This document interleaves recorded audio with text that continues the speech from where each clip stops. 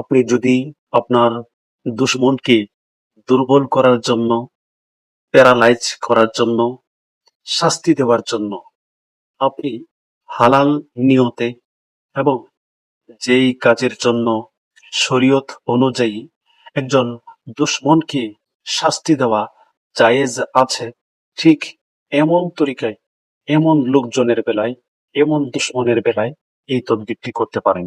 অন্যথায় এই তদবিরটি করা জায়েজ নাই। এমনকি আপনি যদি বিনা দোষে কোনো মানুষকে শাস্তি দেওয়ার উদ্দেশ্যে এই তদবিরটি করে থাকেন, তাহলে অবশ্যই অলরেডি আপনার নিজের ক্ষতি হয়ে যেতে পারে। এজন্য এই সমস্ত তদবির, দুশমন দমনের তদবিরগুলো অত্যন্ত সতর্কতার সাথে করতে হবে। আপনি 1000 বার ইয়া কাবিদু এটা যদি পাঠ করেন রাত্রে 1টার সময়, অবশ্যই অলরেডি আপনার দুশমন একেবারেই এই ছানার মধ্যে পড়ে যাবে, দুর্বল হয়ে যাবে। মাত্র 3 দিন অথবা 7 দিন পর্যন্ত যদি আপনি এই তদবিরটি করতে পারেন, দুশমন একেবারেই দুর্বল, নিস্তেজ হয়ে যাবে। কিন্তু এই তদবিরটি করার আগে আপনাকে অবশ্যই পরহেজগার এবং রুহানি আধ্যাত্মিকতার অধিকারী হতে হবে। অন্যথায় এই তদবিরটি করতে যাবেন না। কারণ আপনি নিজে পাপী, আপনি নিজে, আপনার আমল আখলাক, আপনার চরিত্র ঠিক নাই।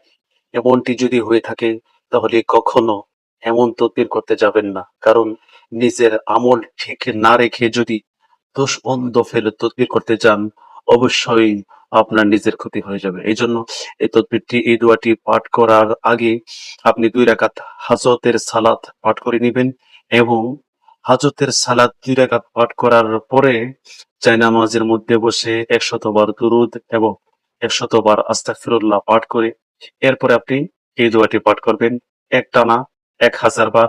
জায়নামাজের মধ্যে বসে পশ্চিম দিকে মুখ করে বসে দোয়াটি পাঠ করবেন এবং দোয়াটি পাঠ করার পরে আপনি আবারও 2 রাকাত সালাতুল হাজতের নামাজ আদায় করবেন।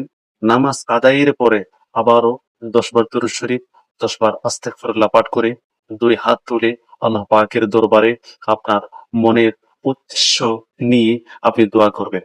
যে উদ্দেশ্যে আমলটি করেছেন, যেই নিয়তে আমলটি করেছেন, সেই নিয়তের কথা আল্লাহ পাকের দরবারে আপনি বলবেন। অবশ্যই অল্প কয়েকদিনের মধ্যেই আপনার দুশমন একেবারে নিস্তেজ হয়ে যাবে ইনশাআল্লাহ। সুপ্রিয় দর্শক, এই তদবিরটি যদি আমার মাধ্যমে আপনারা করাতে চান, অবশ্যই আমার হোয়াটসঅ্যাপে যোগাযোগ করবেন। বিস্তারিত আপনার বিষয়টি বলবেন, ইনশাআল্লাহ তদবির করাতে পারবেন।